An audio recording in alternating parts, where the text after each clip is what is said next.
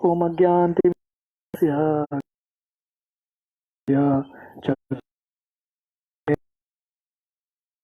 नमः। श्री चैतन्य मनोभीष्टं स्थितं येन भूतले स्वयं रूप कदा मह्यम श्री पदकमलं श्रीगुरून् वैष्णवांश्च श्रीरूपं साग्रजातां सहगना रघुनाथान्वितं तं सजीवं साद्वैतं सावधूतं परिजनासहितं कृष्णचैतन्यदेवं श्रीराधा कृष्णपादान् सहगना ललिता श्रीविशाखान्वितांश्च नमो विष्णुपादाय कृष्णमते भक्तिवेदान्त स्वामीति नामिने। नमस्ते सरस्वती देवे गौरवाणी प्रचारिणे निर्विशेष शून्यवादी पाश्चात्यदेशतारिणे वंचाकल्पतरुभ्यश्च कृपा सिन्धुभ्येव च पतितानां पावनेभ्यो वैष्णवेभ्यो नमो नमः।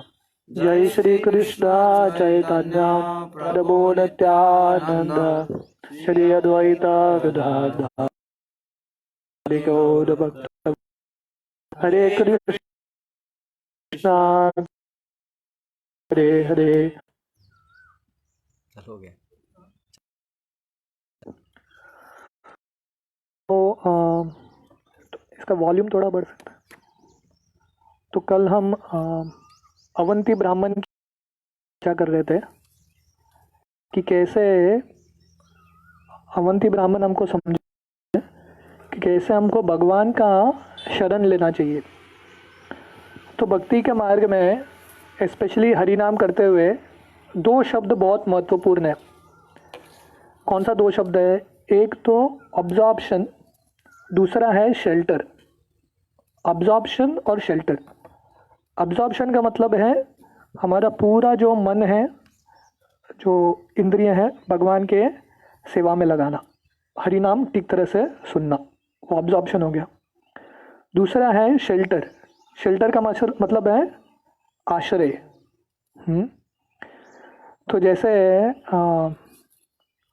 शिव जी का उदाहरण आता है। शिव जी जब हरि नाम करते हैं, भगवान का शिव जी का इतना अब्जॉर्प्शन रहता है, वो आंख तो 60,000 साल बाद, 60,000 ईयर्स बाद वो आंख खोलते हैं, सो नहीं जाते, पूरा हरिनाम में अब्जॉर्ब हो जाते हैं। तो हरिनाम में प्रवेश करना मतलब अब्जॉर्ब करना, ध्यान से में प्रवेश करना। तो अब्जॉर्प्शन बहुत इंपॉर्टेंट है। हमको कुछ जिंदगी में कुछ पाना है तो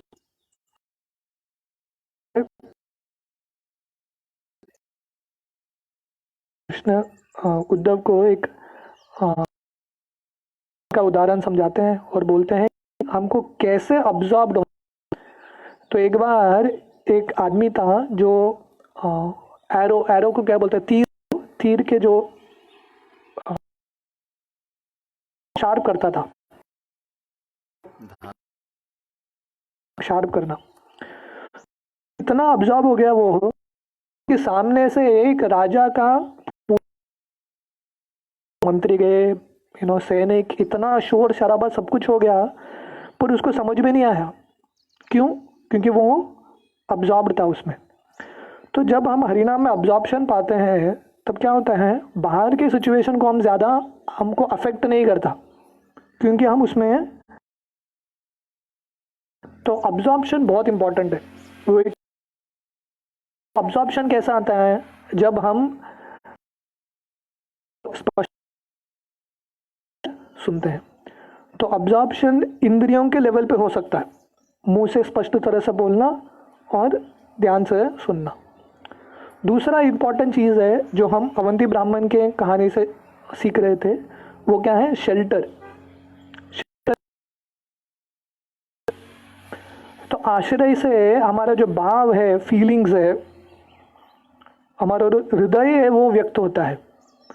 हम अब्जॉर्ब हो सकते हैं किसी चीज़ में, पर उसमें हमारा हार्ट, हृदय नहीं जाएगा। तो हृदय कब जाएगा? जब हम वो चीज़ में पूरा शेल्टर लेंगे, आश्रय लेंगे, राइट। जैसे शिक्षाष्टकम में पांचवा श्लोक है, बोलते हैं, अयि नंद तनुजा किंकराम पतिताम माम विषवे भवाम बुधो कृपया स्तव पाद पंकज स्थित धूलि सदृशम विचिंतय। तो भगवान चैतन्य महाप्रभु हमको सिखा रहे हैं कि कैसा हमको शेल्टर रहना चाहिए हरिनाम का। हे भगवान, भवसागर में गिर गया हूँ, तो कृपया करके आप मुझे उठाइए। सपोज कोई समुद्र में गिर गया है और वो तड़प रहा है जिंदगी के लिए, और कोई उसको आके एक रस्सी डालता है, तो वो रस्सी को कैसे पकड़ता है वो आदमी? वो रस्सी को उस रस्सी का पूरा आश्रय ले लेता है वो, क्योंकि उसको पता है ये रस्सी मुझे पार कराएगा, नहीं तो मैं मर जाऊंगा। तो आश्रय किस चीज़ का होता है अल्टीमेटली? जिस पे हमारा पूरा विश्वास है ये एक ही चीज़ हमको बचाएगा, तो उस पर आश्रय होता है।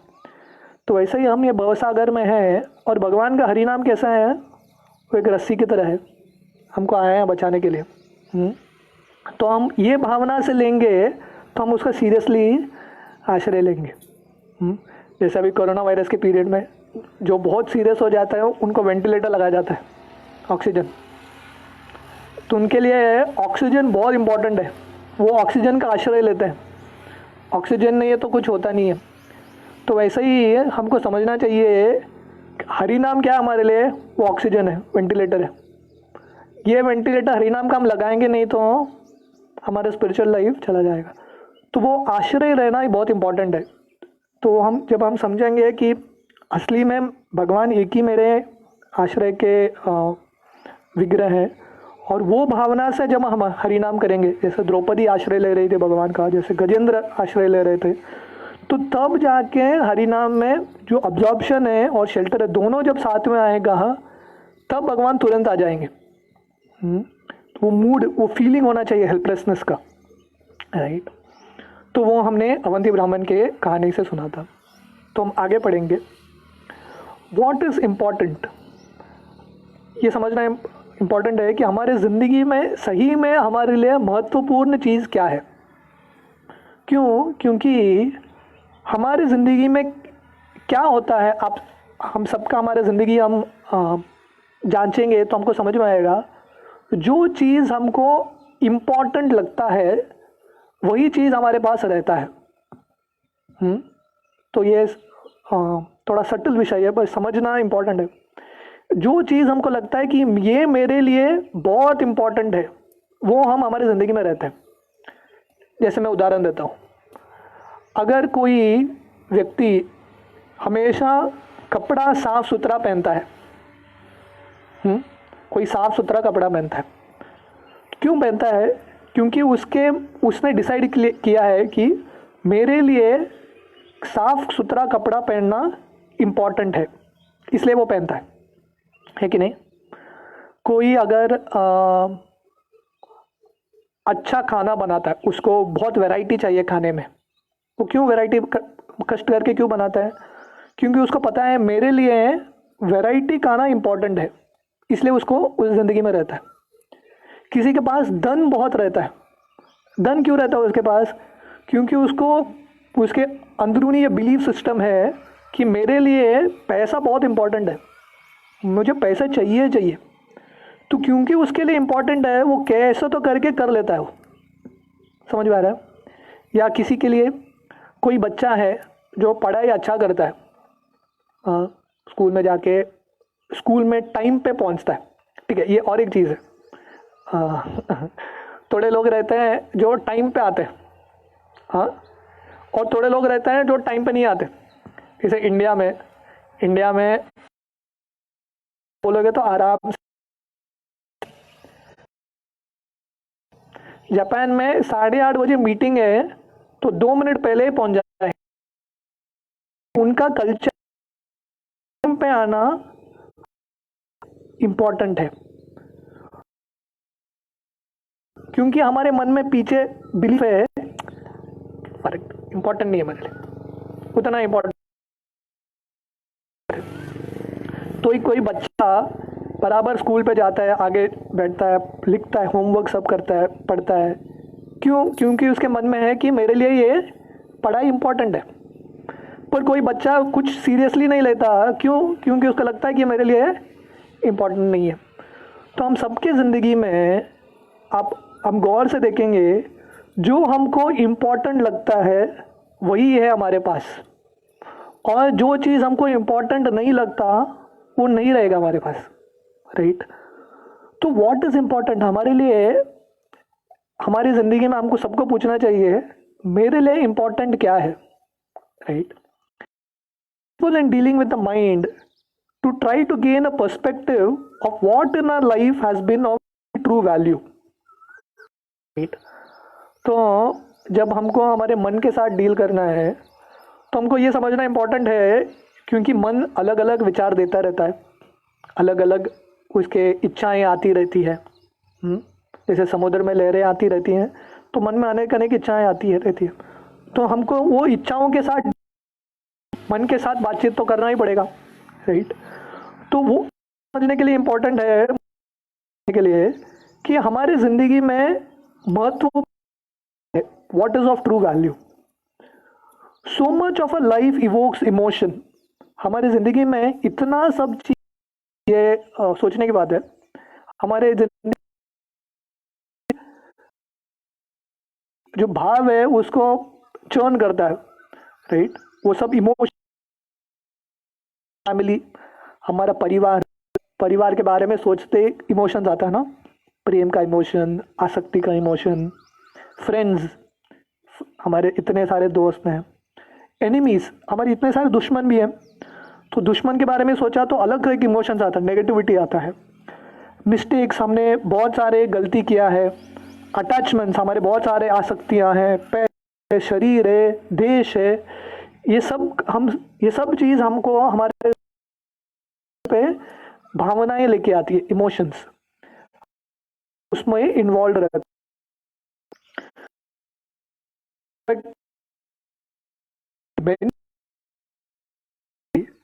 and that we are likely to live many more। तो हम सबको कृष्ण भावनामृत में आने के बाद इतना तो पता है कि हम और आगे भी पता नहीं, भगवत धाम गए नहीं गए, आगे भी शायद थोड़ी जिंदगी बाकी है, right? The person's experience and possessions to which we are attached to in this life, therefore, are not that significant in the overall flow of existence in the material world। तो जिस व्यक्ति से हम ये जिंदगी में आसक्त हो जाते हैं, अलग अलग स्थिति से हम आसक्त हो जाते हैं, या कोई एक्सपीरियंस हमको अच्छा नहीं लगता, या किसी चीज़ से हम आसक्त हो जाते हैं, पर ये पूरे हमारा जो जर्नी है, ये पूरे भौतिक संसार में इतने सारे जन्मों में, ये ज़िंदगी बहुत छोटा सा एक पार्ट है, बहुत छोटा सा है, और इसमें ही हम इतना सारा आसक्ति बना के रखते हैं। If we could turn our present life into a film, mine would run 60 years to date. Then speed up the movie so that it took only a minute to show our whole life. The good, bad, friends, enemies, everything. What would it all mean in that short span of life? हम सबका, जैसे Buddhism को यहाँ लिख रहे हैं, उनका जब वो पुस्तक ये लिख रहे थे, उनका 60 ईयर्स हो गया था। यहाँ हम सबका अभी 30 है, 35, व्हाटएवर जितना भी साल है।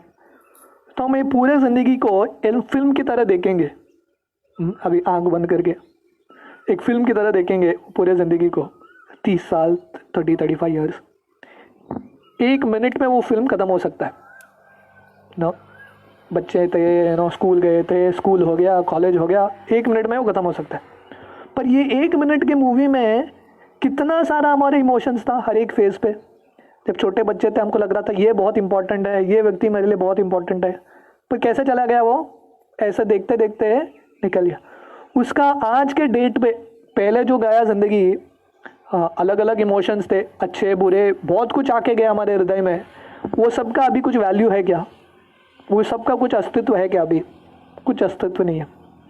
We are eternal souls what does our current spot life, as Srila Prabhupada called it, signify in the face of eternal time? तो हमारे पूरे ये भौतिक संसार के जन्म मृत्यु के चक्कर में, इतने सारे जन्मों में, ये ज़िंदगी क्या है? एक छोटा सा डॉट है। ये डॉट में इतना सब कुछ इमोशंस होता है, पर एक्चुअली हमारे पूरे जो जर्नी देखेंगे ये भौतिक संसार में, ज़्यादा कुछ फ़र्क नहीं पड़ता। When we were 4 years old, याद कीजिए जब आप 4 साल के थे, have experienced something that felt terrible to us.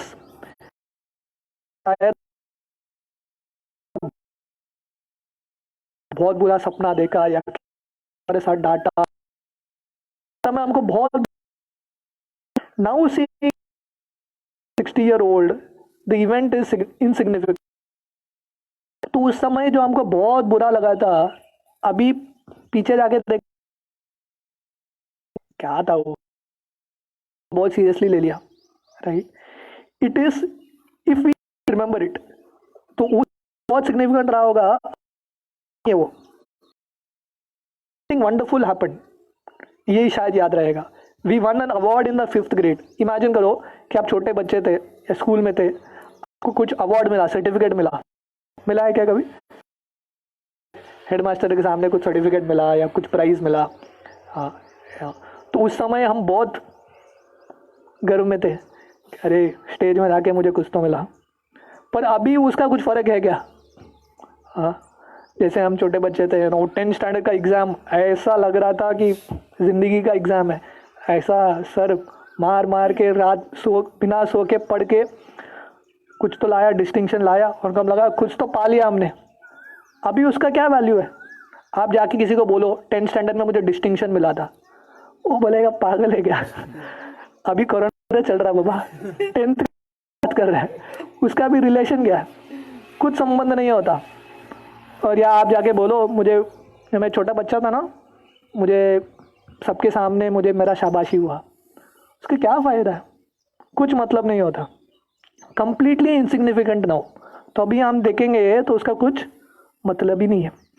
तो हमारे ज़िंदगी में इतने सारे भावनाएं आती है, अच्छा बुरा, पर उसका कुछ असर है आगे जाके। Like the false sense of self, the mind imposes a sense of इन, कि बहुत इंपॉर्टेंट है कि हमारे मित्र रक्षा एक भावना देता है तो पूर्ण जिंदगी महत्वपूर्ण है, पर एक्चुअली कुछ भी चीज़ बहुत महत्वपूर्ण होती है। ये दुनिया चलता रहता है, जैसे अभी कोरोना का एपिसोड है, अभी तो हमको लग रहा है बहुत डिफ़िकल्ट फेज़ है, पर ये फेज़ कब तक चलेगा? और एक 6 महीना चलेगा, बाद में ज़िंदगी निकल जाएगा। हमको एक याद रहेगा कुछ तो फेज़ आया था कोरोना करके, क्या था पता नहीं, कुछ तो 20 दिन थे हम घर में लॉकडाउन करके, निकल गया ऑफिस, राइट? तो अलग अलग फेज़ आके जाते हैं, पर मन क्या करता है? जो चीज़ इम्पॉर्टेंट नहीं है उसको इम्पोर्टेंस देता है। तो मन का काम क्या है? जो इम्पॉर्टेंट नहीं है उसको इम्पोर्टेंस देता है, और जो इम्पॉर्टेंट है उसको दुर्लक्ष्य करता है। जो अनर्थ है उसको अर्थ है, वो बोलता है ये इकट्ठा करके रखो, और जो अर्थ है सही है ये इम्पोर्टेंट नहीं है, राइट? वेदर गुड और bad events cross the mind, of them are of it. जब हम हरिनाम का तो हमारे मन में इवेंट्स आते हैं, बहुत सारे विचार आते हैं, कभी अच्छे कभी बुरे, या पहले ज़िंदगी के बारे में हम कुछ अच्छा एक्सपीरियंस था, बुरा एक्सपीरियंस था, पर जो भी हमारे दिमाग में मन से जाता है उसका कुछ अस्तित्व होता नहीं है, right? In that sense material attachments are truly ridiculous. तो हम जिस चीज़ से आसक्त होते हैं वो आसक्ति निकल जाती है थोड़े समय बाद। हम जो छोटे बच्चे थे या जब कॉलेज डेज में थे, जिस चीज़ से आसक्त थे वो चीज़ है किधर अभी? वो तो इस चीज़ तो निकल गया, अभी हमारा कुछ और आसक्ति है, पर ये आसक्ति को हम पकड़ के रखेंगे, पर ये चीज़ निकल जाएगा, दूसरा एक आसक्ति आएगा। आसक्ति जो है जिस चीज़ से वो चेंज होता रहता है, पर हम ये नहीं समझते हैं कि जब तक हम भौतिक चीज़ के प्रति आसक्त हैं हमको खुशी नहीं मिलेगा, क्योंकि वो रिप्लेस होता जाता है। Perhaps I desire to accumulate money, तो शायद बहुत सारे लोगों को इच्छा होता है मुझे बहुत पैसा कमाना है। तो ये समझना इंपॉर्टेंट है, क्योंकि हम सब हमारे गोल्स बनाते हैं नहीं ज़िंदगी में, हम सबके एक लक्ष्य रहता है। तो हम सबका लक्ष्य रहता है, किसी का लक्ष्य रहता है मैं बहुत पैसा कमाऊंगा, किसी का लक्ष्य रहता है कि मैं पॉलिटिक्स में जाके कुछ तो नाम कमाऊंगा, या किसी का लक्ष्य रहता है कि मैं बहुत बड़ा बंगला बांधूंगा, ये इच्छाएं रहती है हमारे बहुत सारे। पर ये कि ये आनंद देने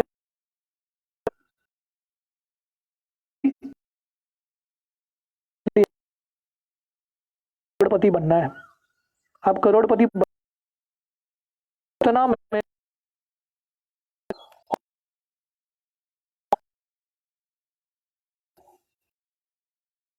भी, राइट। तो गोल बनाने से पहले हम एक्चुअली वैल्यू है क्या, ठीक है। इच्छा है बिलियनर ट्रिलियनर बनने का, करोड़पति बनने का, but if I become a billionaire for value would it have, ठीक है। आप करोड़पति के एक क्षण के लिए करोड़पति बन गए, तो जिंदगी है वो कैसा है, ऐसा है निकल जाता है। जैसे हमारा 25 साल हम मूवी में देखते हैं, मन में बैठ के देखेंगे तो 25 साल है ऐसा निकल जाता है। तो हम 20 साल के लिए भी करोड़पति बन गए तो हम आगे जाके देखेंगे हमारे पूरा जो ब्रह्मांड है, जो यात्रा है, उसके हिसाब से कितना है। एक क्षण के बिलियनर बन गए, उसका कुछ वैल्यू है क्या। एक क्षण के लिए इंद्र का पोस्ट, राइट, तो वो एक क्षण में सब कुछ कर लो, क्योंकि अगला क्षण निकलना पड़ेगा उधर से, क्योंकि और कोई रुका है वो पोस्ट के लिए। तो इसमें मतलब क्या हुआ, कुछ मतलब ही हुआ नहीं, राइट। जैसे भागवतम में ये वर्णन आता है, एक स्टोरी आती है, पुराना में स्टोरी आती है, तो एक पर वो थोड़े ही समय के लिए, बस उतना ही का दर्शन होगा, बाद में परमानेंट सेटलमेंट, ग्रीन कार्ड। तो पूछा कि क्या चाहते हो पहले, तो बोला समय के लिए स्वर्ग चलेगा। स्वर्ग में थोड़ा ही समय, तो इसने क्या किया, नंदकानन गार्डन है, राइट, उधर बहुत सुंदर फूल उगते हैं, बहुत कुछ होता है उधर लिया, उधर रोज लगा, सेकंड का था उसका, सेकंड में उसने इतना भक्ति कर लिया कि वहां से उसको सीधा वैकुंठ की प्राप्ति हो गई। मतलब क्या है, हम सबका ऐसा ही निकल जाता है। भागवतम पढ़ रहा हूं, उसमें वर्णन आता है, मनु की जिंदगी का वर्णन आता है। स्वयंभू मनु ब्रह्मा जी के पुत्र थे, जहां से पूरे मनुष्य आते हैं। तो स्वयंभू मनु का जिंदगी कितना बड़ा है, 71 युगा साइकिल्स, सत्य द्वापर त्रेता कली, वो लाखों लाखों साल होता है, ऐसा 71 टाइम्स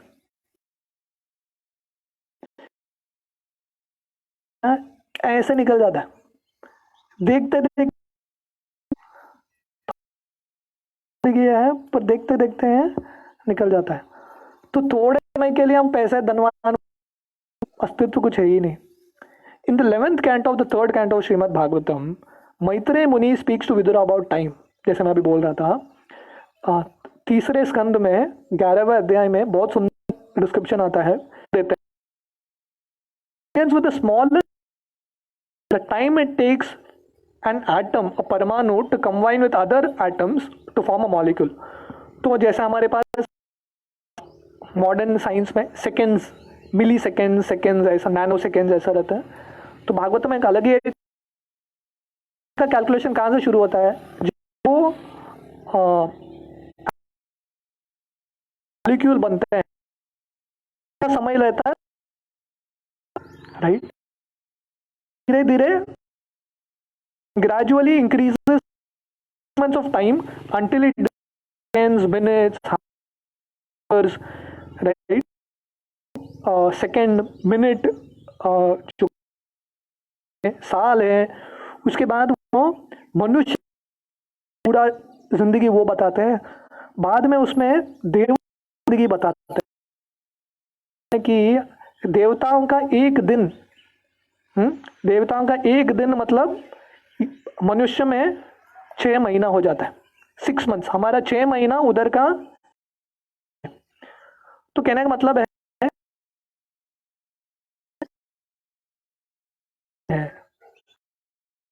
लोग भी 100 साल हमारे 100 साल से बहुत बड़ा है, फिर भी जब उनका 100 साल ऐसा लगेगा कि, समझ पा रहा है, कि वहां जाने के बाद वो टाइम सेट हो जाता है, समझ भाग रहा है। वर्णन आता है कि जो देवता हैं उनका उन सिर पे ना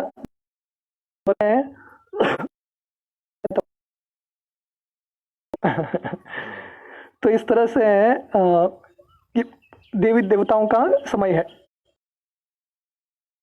का कैलकुलेशन है। अब जिंदगी देवताओं की जिंदगी से बहुत ज्यादा है, अभी जिंदगी बहुत तुरंत निकल जाता है। ब्रह्मा लाइफ टाइम, ब्रह्मा का जिंदगी कितना है? हमारे ये पूरा जो चतुष्युग है, सत्य, द्वापर, त्रेता, कली, 100 युग मिलाएंगे तो ब्रह्मा जी का 12 घंटा होता है, हाफ डे। ऐसा और एक 100 युग ब्रह्मा जी सोते हैं, दूसरा हाफ डे। और ऐसा 30 दिन का एक महीना है, ऐसा 12 महीने का एक साल है। साल जीते हैं ब्रह्मा जी। इमेजिन करो कितना बड़ा। ब्रह्मा जी की जिंदगी में हम लाखों बार आके जाएंगे, मनुष्य का जिंदगी लाखों बार, फिर भी ब्रह्मा जी ब्रह्मांड आते हैं और ब्रह्मा जी ले लेते हैं अंदर। अब ब्रह्मा सब अंदर खत्म, सब कुछ खत्म। तो ब्रह्मा कितना है? ब्रह्मा 1 सेकेंड में सब कुछ हो जाता है।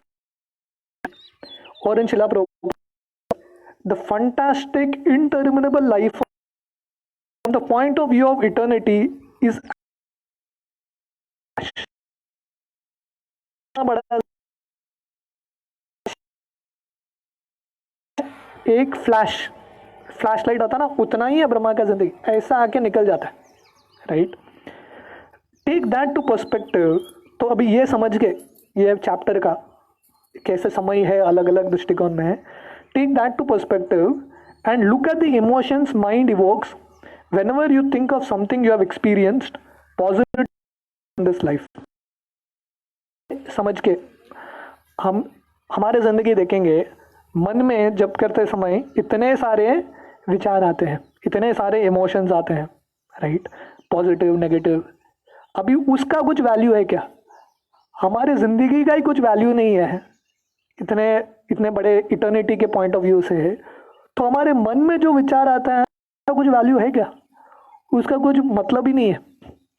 आप जाके किसी को बोलो कि पता है क्या, आज जब मैं बैठ रहा था ऐसा इमोशन आया मेरे में, तो बोलेगा बाबा दुनिया में बहुत बड़ा प्रॉब्लम चल रहा है कोरोना का, इमोशन का मुझे क्यों बता रहा है? उसका कुछ मतलब। वो बोलेगा पता है कि मैं जब करते मेरे ये माल आ गया। वो बोलेगा तुम्हारे पास नहीं है, कोरोना के इतने लोग पेशेंट मर रहे हैं, वो कुछ तो काम कर सीरियस। तो कहने का मतलब है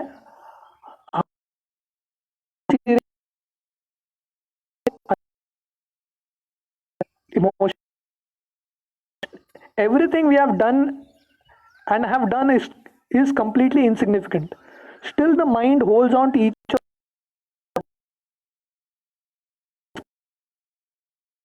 it तो हमने जो किया है, जो भी बड़ा काम किया है, जो भी किया है, वो एक्चुअली उसका कुछ अस्तित्व जब करते हैं इसको, जैसे हम जब कर रहे हैं मन बोलता है पता है क्या, तो अपने आप को कम मत समझ। जब तू स्कूल में था ना, तू सबसे टॉप में आया था, सब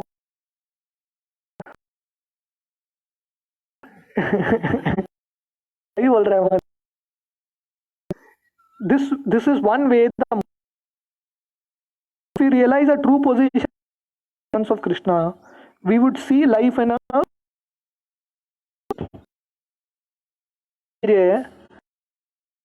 माइंड के साथ डील करना है। तो जैसे हम बोल रहे थे, जो भी हम करते हैं अब तक, हमारा पूरा ज़िंदगी निकल गया, अभी बैठ के हम पूरा ज़िंदगी को देखेंगे तो उसका कुछ वैल्यू नहीं होता। हाँ, ऐसे निकल जाता है। इमेजिन करो आप अभी से, और अभी आपका 30 है, 70 साल के हो गए, राइट।